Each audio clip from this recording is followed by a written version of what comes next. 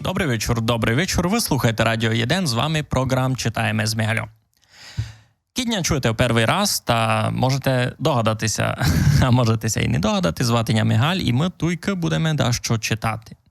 Ідея цього програму взник, коли порозуміємо, що хочуся з подаком ділити свою домашню бібліотеку. Не ось мав того аж дуже много, не премного точно, айбо дещо у ня було. Та й хочу за то з даском показкувати. І знайшов їм на полиці таку книжечку, котру ми з собою колись давно привіз із Праги. Книжка насправді з діточими казочками. Кличеся «Пусьте басу до розгласу». І досить іронічно, що ми тепер на розгласові сидимо. Ото по-чеське радіо, коби нагоду тако не знав. Ну, і така іронічна ситуація, ось посів такої книжечці, я ся вчив читати по-чеськи. Ну, не ось і це була домак перша література, яку по-чеськи держав у руках, просто ж і це була перша книжка по-чеськи, яку я собі осознано купив, ось буду читати. Не просто ось взяв їм якусь газетку у руки. Ну, то було досить давно. Мушу вам оповісти, ось, а чий у той час читав я многом ліпше, і буду тепер читати з вами я. Бо порядно вже одвик від тої бесіди. Уже давно не мав їм ніякого шансу показкувати з даком по-чеськи. Ну, як, аддека було, або то один раз не рахується.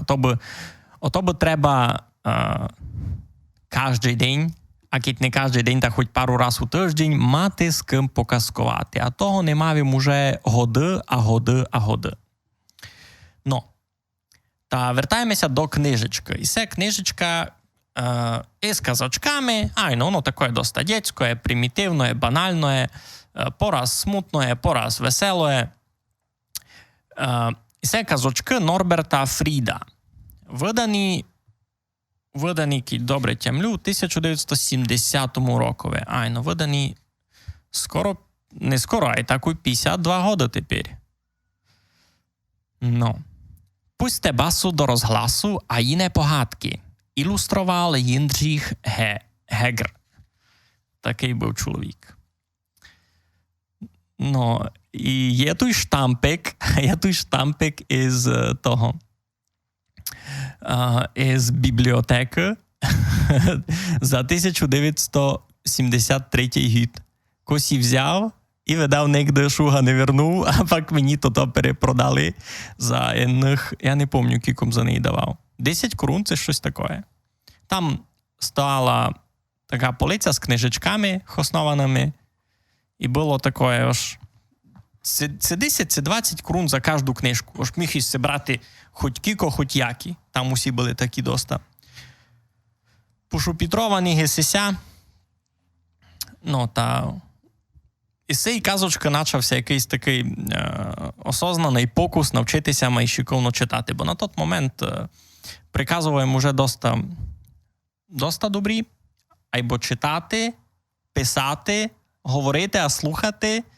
Отогися знає суд 4 окремі навики. І треба би кожен з них як поокреме практикувати, зліпшувати. Ну, та тепер будемо зліпшувати читання. Кроме того, якраз писав їм недавно, ось було б супер возобновити тот чеський конверсачний клуб в Ужгороді.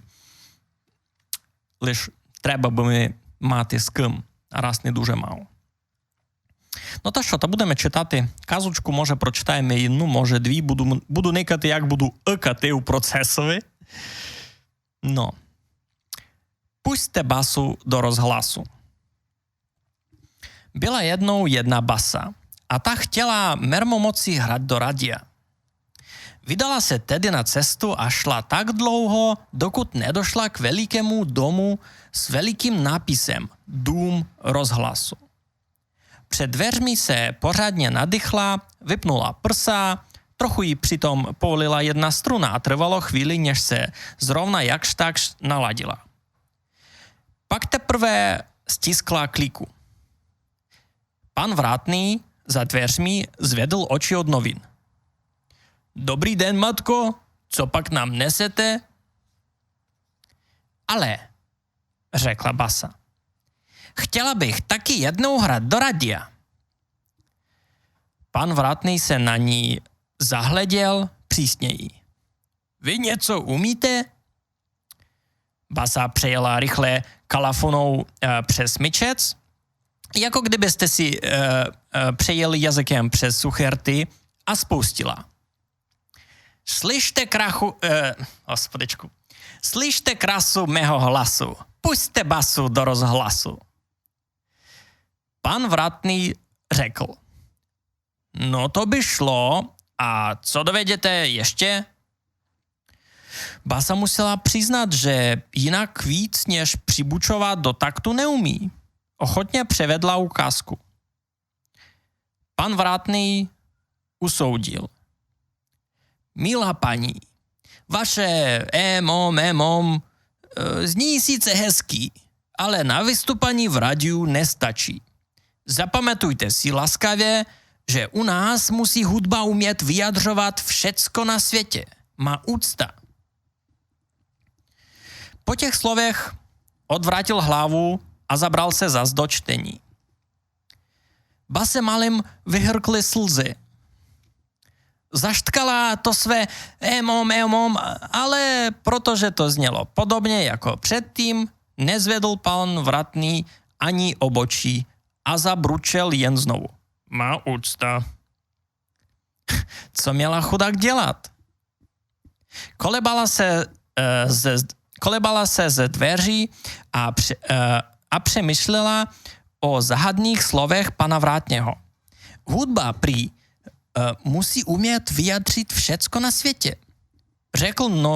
Řekl to jen tak, aby ukázal, jak je důležitý, nebo v tom vězí nějaká opravdická moudrost.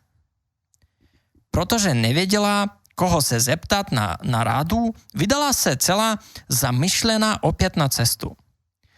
Šla, kam jí nohy nesly. Když byla unavená, zastavila se pod jednou košatou lípou. Povolila si koliky, ulehla do travy.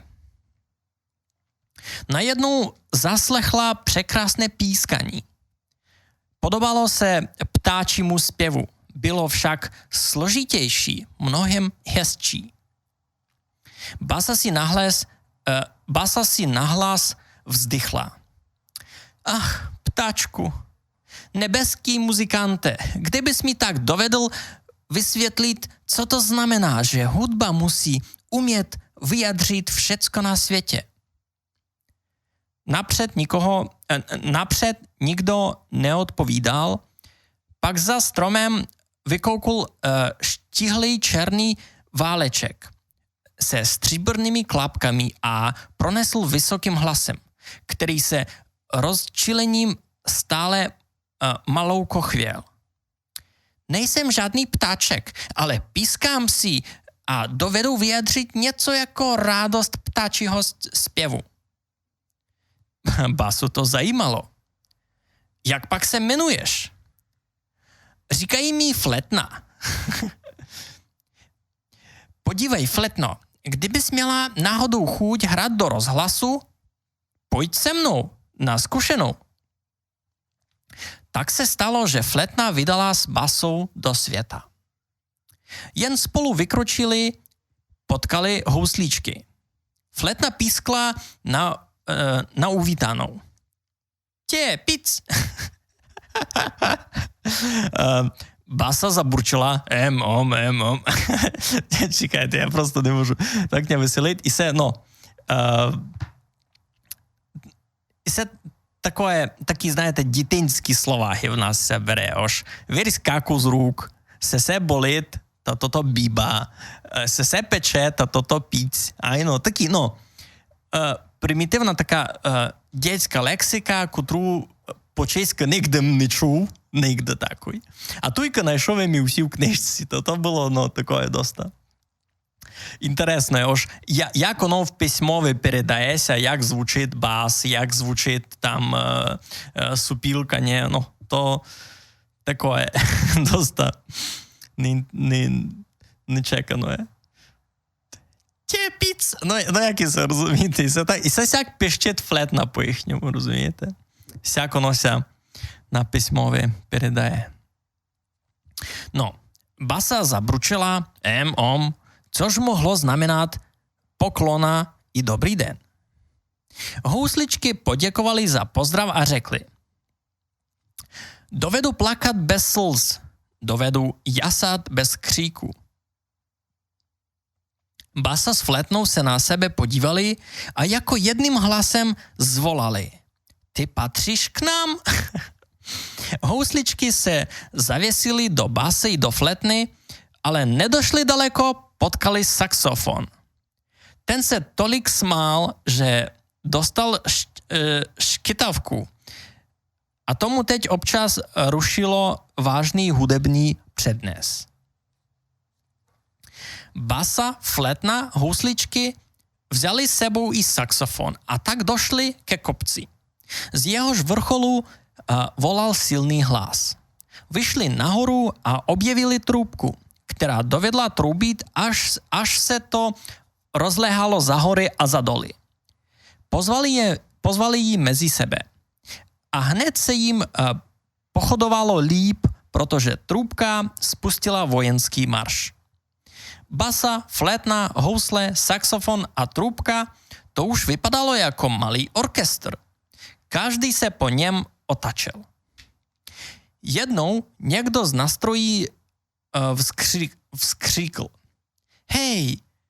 A když se hned nezastavili, začal strašlivé nadávat. Troubku to škublo. Takhle latéřit dovede jen můj stric Pozoun. Radši na něj počkáme. Později si ještě vzpomněla flétna, že tu někde na blízku bydlí její nevlastní bratr klarinet, který dovede sládce ječet a výskat k tanci. Stavili si tedy pro něho a pak jich už bylo 7. Když se jednou ubírali lesem, uslyšeli hromobití.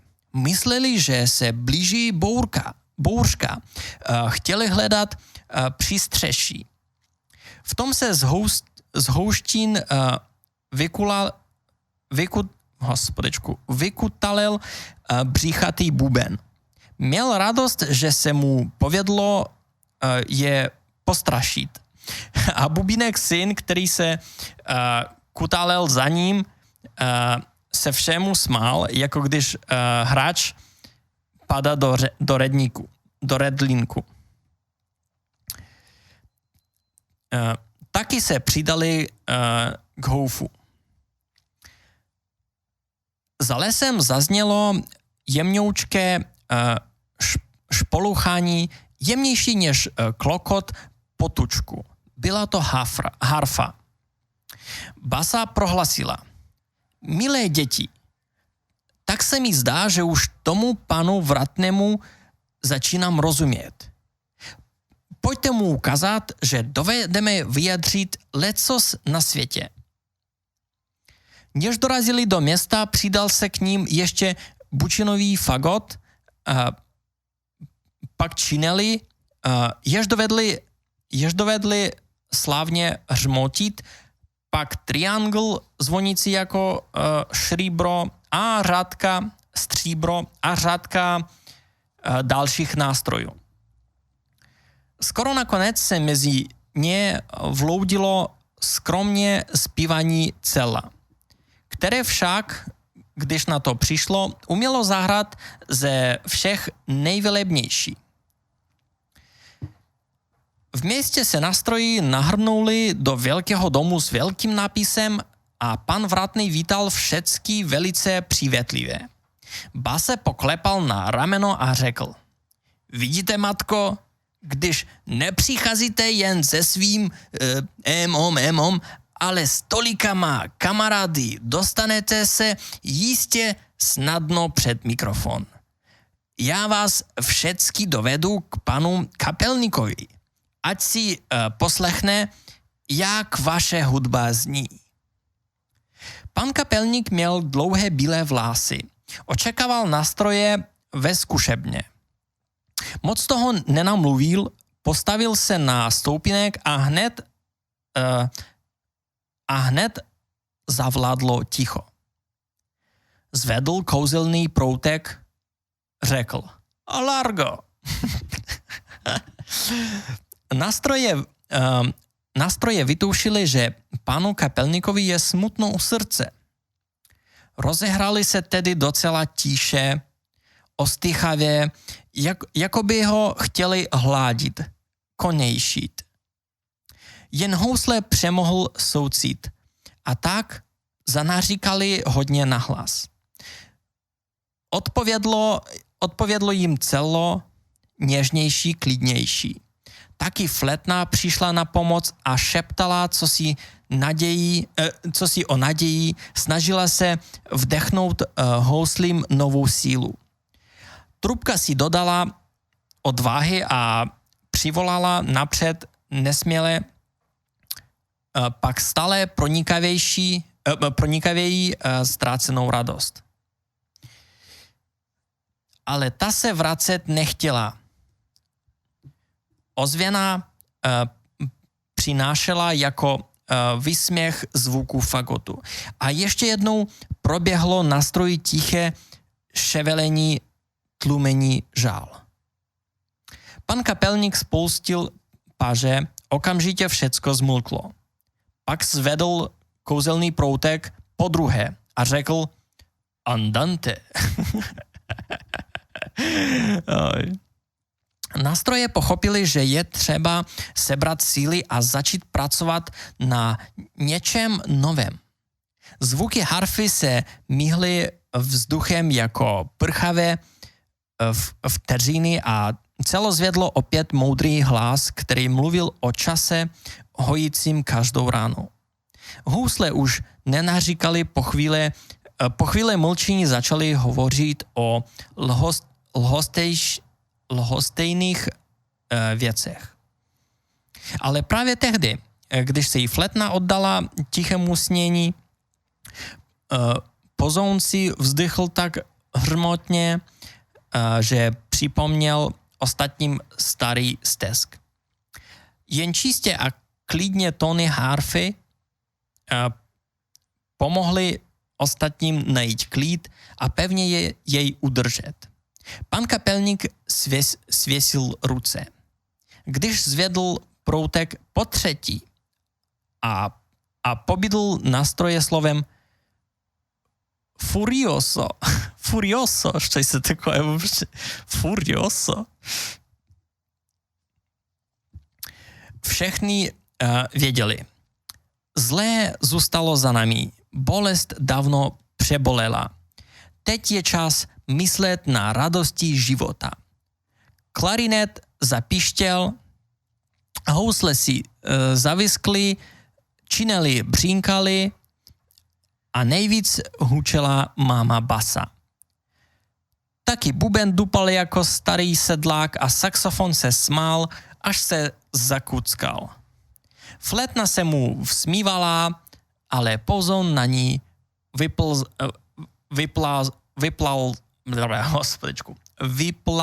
vyplazl jazyk. Vedete, jakou bidu má s tím čítaním po česky? Trubka trochu ochraptěla a vřískala. Zpívat! Ostatní se nedali dlouho pobízet. I sám bělovlasý pan kapelník nadšeně broukal s ostatními. Ať žije muzika, dobře je nám, dobře je na světě, když nejsi sám. Celou tu dobu stál pan Vratný poblíž dveří a naslouchal. Teď už se nedovedl opanovat. Tleskal a volal. Pane kapelníku, jen co je pravda, matka Basa dala dohromady báječnou partu. Nechte ji prosím vás zahrát do radia. Gdyż se za nie přimlouval i pan Vratný, pan kapelník rád svolil. Její hudba se pak obecenstvu tolik líbila, že v domě rozhlasu zůstali na dobro. Ráčte se podívat do programu, dneska tam určitě hrají zás. No, je taká kazočka. Tej úspіх прочитали себе. Мені щось дуже смішно з самого себе тепер. А чи прийшло вже 23 роки з моменту, як я останній раз цю казочку читав? Та я чи годів 5, відколи мій читав перший раз. Та й так ми се види, тож ліпше читати не зачав. Бо треба маленько. Тепер, так знав, в Ужгороді теж проходить фестиваль, який се кличе «Кіно сусідів», це якось так. Та й насправді це то та тема, за котру трощу людей у цьому вароші доста часто. Ож, кий фраз ви слухаєте саму московську музику, кітує вас за пару кілометрів до мак другі сусіди. І це ми просто нагадали за тот припад у кафе у Сваляві. Чекав пересадку з одного автобуса на другий, та пішов їм закавалювати, аби не чекати на вулиці, і сидів він там, дораз годину. І ніч, крім того паскудного руського репа, там не було. Все, а такий плейліст там був, І я вже, коли пішов платити, та звідався офіціантку, що у вас іншої музики не є. Так вам ся любить тот російський реп, а могли б сте включити щось польське, чеське, словацьке. І вона на нього такі очі випулила, каже, ого, у Словаків є якась музика? Ай, господичку, я не знав.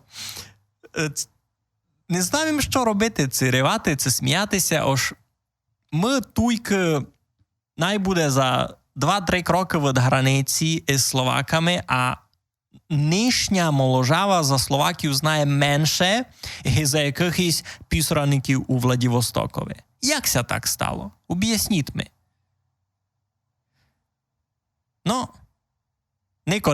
Нікому ніч не об'яснює. Та будемо віддавна низько потихеньку сохраняти. Другу казочку я вже не потягну, бо який текст треба ся маленько май тренувати, читати. Видко ж тяжко ми йде. А ви будьте такі добрі, кітісте дома, кітісте в Україні, та не ганьбіться кільтувати дома гроші. Кожна скільтована вами туйка копійка поможе нашій економіці, поможе нашій армії. І, дасть Бог, будемо якось у то тручати потихо далі. На низько видав конець. Та вися там сукутіть. Красно вам дякую. Майтеся. І ще ся вчуємо туй через тиждень. Слухайте Радіо 1. З вами був програм «Читаємо з Мігальом». Чуємося з вами пак у понеділок. Майтеся.